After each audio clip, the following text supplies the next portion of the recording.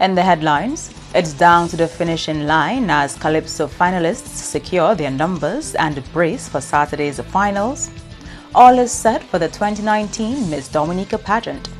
And Stardom Monarch of the 10th, Derek Luger Centeville, retains his title. I'm Andrea Louis with the Channel 5 News. Back with the details after this. Imagine you have Hollywood at your command. Introducing Flow Evil. Red cheese, gold rings, all black, everything creeping through the night. Anywhere you are. Big girls don't scream hard like Halloween, make me feel alive. There's a world of entertainment here, and you run the show. Flow Evil. Thank you for staying with us. First up, a first-timer to the Grand Calypso Finals will open the show at number 1 on Saturday night. The 10 Calypsonians dipped for their performing positions at the Calypso House on Thursday. Danian Joseph, who was absent on Thursday, appears as competitor number 1 on a mission to dethrone the reigning King Bob. Next on stage will be Murphy Cy John Jules, who made it to the top 4 of last year's finals for the first time. Taking to the stage at number 3 will be 8-time monarch Denison Dice Joseph. Dice will be followed by Abel Checo John Baptist, who hopes to add the national title to his Police Calypso Monarch title. Number 5 on stage is 3-time Calypso Monarch Derek De Hunter St. Rose. Hunter will be followed by 2-time Monarch Davidson the Observer Victor. Then the 2018 Calypso King Bob will appear on stage at lucky number 7, while the first and only female monarch Tasha P. Peltier will take to the stage at number 8. The other first-timer to the finals, Fael Dihila Lander, will put his best foot forward at number 9. And wrapping up the show at number 10 is a veteran to the finals, Webster Webb Marie. The judges for the finals, who were also selected at Thursday's ceremony, are Michael Augustine, Garford Joseph, Evelina Baptist, Bernard Christian, Reginald Lafleur, and Al Monel. The reserve judges are Julian Benjamin and Nadine Revere. Ian Dorival and Dave Lloyd will also join the panel, which is headed by Chief Judge Patrick Pemberton.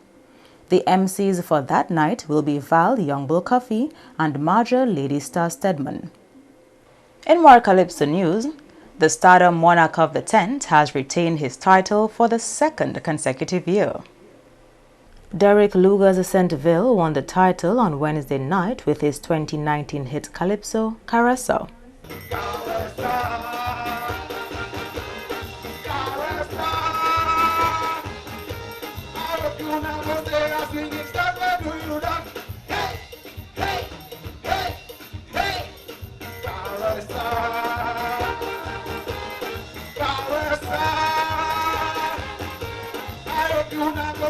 Easy brother, do you that?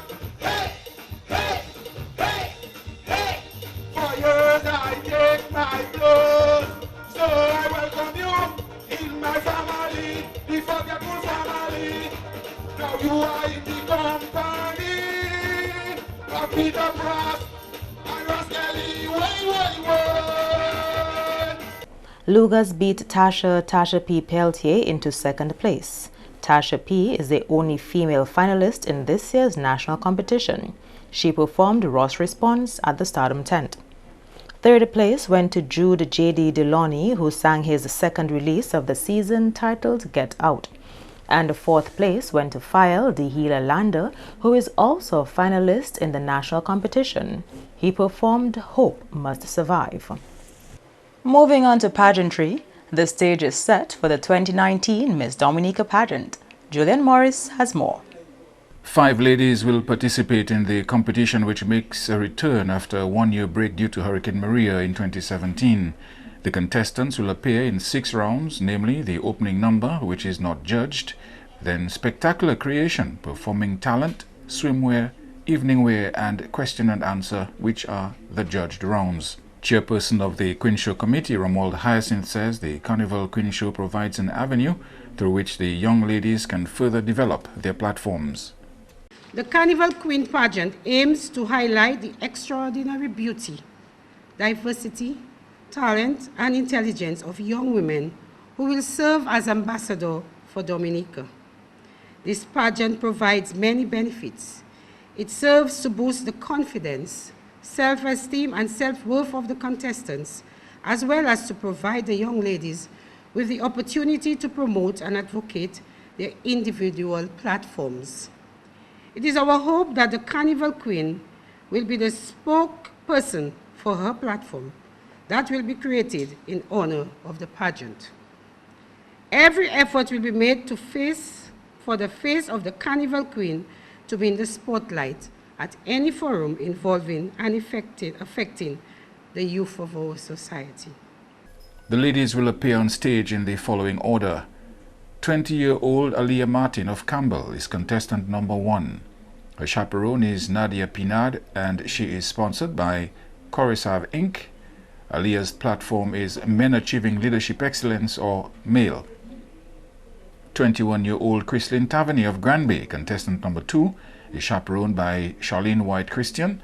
Her platform for the Queen Show is Touching Lives Through the Power of Kindness. Tavernier is sponsored by Big Edge Financial Express, Easy Barrel, and T-Calypso. 21-year-old Annick Williams of Goodwill is contestant number 3. Her chaperone is Fire Lander. She will be promoting her platform Fostering Humanity Through Human Services during the show. Williams is sponsored by the National Health Insurance Pilot Program. 20-year-old Marisol John, representing Coptol and Sultan, is contestant number 4. Her platform, Regional Integration, the voice of the youth today for integration tomorrow. John is being chaperoned by Nadira Lando, and her sponsor is D-Tread Tires Inc. And 20-year-old Brittany Felix of St. Joseph is contestant number 5. She's being chaperoned by Coletta Felix. Her platform is Sickle Cell Anemia. Brittany is sponsored by the Dominica National Lotteries. Acting Festival and Events Manager of the Dominica Festivals Committee, Marva Williams, says a special guest will crown Miss Dominica 2019. Because there was no pageant in 2018 and our 2017 Miss Dominica, she's not on island, and we came up with the creative idea that will allow us to continue to celebrate 40 years of independence.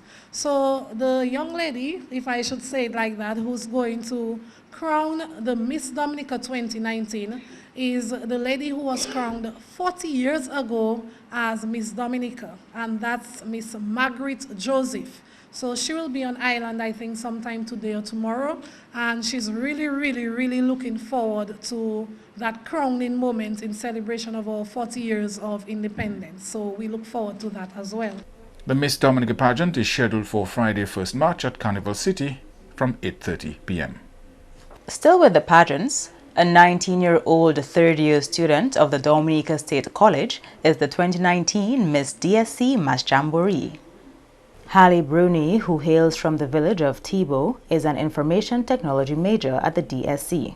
On her way to winning the title on Wednesday night, Bruni took the awards for Best Thematic Wear, Best in Evening Wear, Best Response to Question, Best in Runway, and Miss Photogenic. You admit to having a great love for the performing arts and have been performing in various artistic events from an early age. How do you think your involvement in the performing arts has shaped your life? At a very young age, I was always passionate about acting.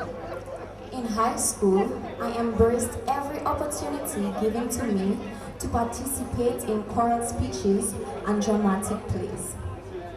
These experiences has helped me to build my confidence and refine my skills. Hence, my participation in this year's 2019 Mass Jamboree pageant. Crystal Farrell, who is from Portsmouth and majors in chemistry and biology, took the first runner-up position and also the awards for Best Swimwear, Best in Swimwear, Best Evening Wear, and the People's Choice Award, while LaShawn Bellot from Soufriere, who majors in secondary education, was second runner-up and awarded Miss Amity. Also participating in the pageant was Shireen Mills, who took the award for Best Performing Talent. He said, Shireen, that lumpy sound, it's cancer. I have to book, but my heart had many more books to come. Oh my God, I'm so young. I'm going to die. Head spinning, heart racing. The treatment options, thought about it every second. Then I did it. Doctor, take them out. So I took them both out. Now, here I am. No breast, no hair. And the man who was supposed to love me. The other contestants in the 2019 Miss Mass Jamboree were Shelise Bell and Betty Antavany. In other news, former CARICOM chairman, Prime Minister Andrew Holness of Jamaica, has given his final report on his tenure as head of the grouping, highlighting efforts to fast-track the free movement of skilled workers throughout the region. The Jamaican Prime Minister was addressing the 30th Intersessional Conference of CARICOM Heads of Government, which wrapped up in St. Kitts and Nevis on Wednesday. We reclaimed the objective of economic growth and development and emphasized the central role of our private sector and labor in assisting the region on this path. The importance of the private sector to spur growth and development in our region has been further recognized by the agreement to take all necessary steps to allow our mutual recognition of companies incorporated in a CARICOM member state. In addition, in order to diversify the range of skills available under the free movement regime, we have decided that agricultural workers and security guards will be added to the agreed categories of skilled nationals who will be entitled to move freely and seek employment within the community.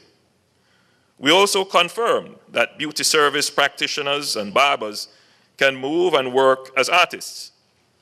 Indeed, these are significant elements that will help to debunk the myth that free movement of skilled personnel caters only for a few. Holness says having made such commitments to the regional process, it would be a disservice to the people if CARICOM leaders fail to deliver. He says strategic engagement with external partners remains critical to furthering CARICOM's development agenda. You are watching the Channel 5 News. Stay tuned for more after the break. Imagine you have Hollywood at your command. Introducing Flow Evil. Red cheese, gold rings, all black, everything creeping through the night. Anywhere you are, Big girls don't scream hard like Halloween, make me feel alive. there's a world of entertainment here, and you run the show.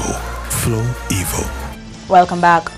CARICOM heads of government have recognized that blacklisting of member states by the European Union has done considerable damage to the reputation of the grouping. A communique issued at the end of a two-day summit in St. Kitts and Nevis states the damage inflicted is irreparable and has consequential implications for building member states' economic and climate resilience, given our inherent vulnerabilities. Heads of government emphasized the community's commitment to good governance and the drive to enhance domestic resource mobilization in accordance with the United Nations Addis Ababa Action Agenda, while recognizing that small, highly vulnerable states also require access to external capital to build resilience. In this regard, heads of government viewed the EU's approach to quote-unquote tax good governance as an infringement of their sovereignty, coercive and harmful to the future of a key economic sector in CARICOM without providing any empirical evidence of instances of tax avoidance.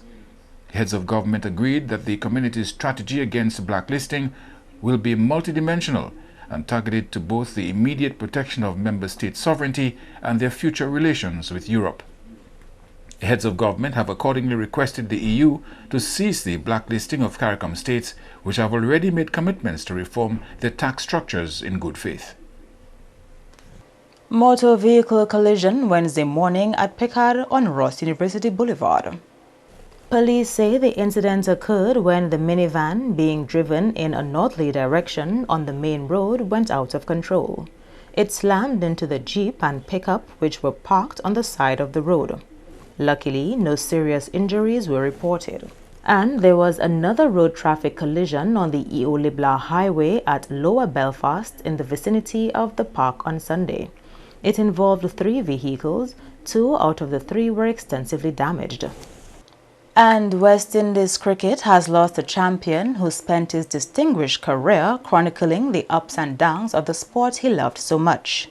Tony Becker is said to have always made an effort to be fair in his writings about West Indies cricket. Julian Morris has that story. According to Carol Beckford of West Indies Cricket Board Inc., Tony Becker lived through the glorious years when West Indian bowlers swept all before them and the gifted Caribbean batsmen battered the opposing bowlers. Driven by the glory his eyes had seen as the Windies juggernaut tore through world cricket in the 70s and the 80s, Tony also agonized as our fortunes dipped and he lashed out at administrators and players alike. For over 4 decades, he helped this region understand the game. His body of work is one which will be difficult to replicate. Cricket West Indies, along with other groups across the Caribbean region and in the USA or USA diaspora, have paid tribute to him because of his work. Beckford says Tony's criticisms were well-reasoned, courteous and respectful. She says he would lay down the odd googly, of course, to keep things interesting, but she always respected his views, drawn from the depth and width of his experience covering the sport. She says he had a good innings and his mark will long be remembered on the cricket pitches of the West Indies and beyond. To end the news, the headlines again.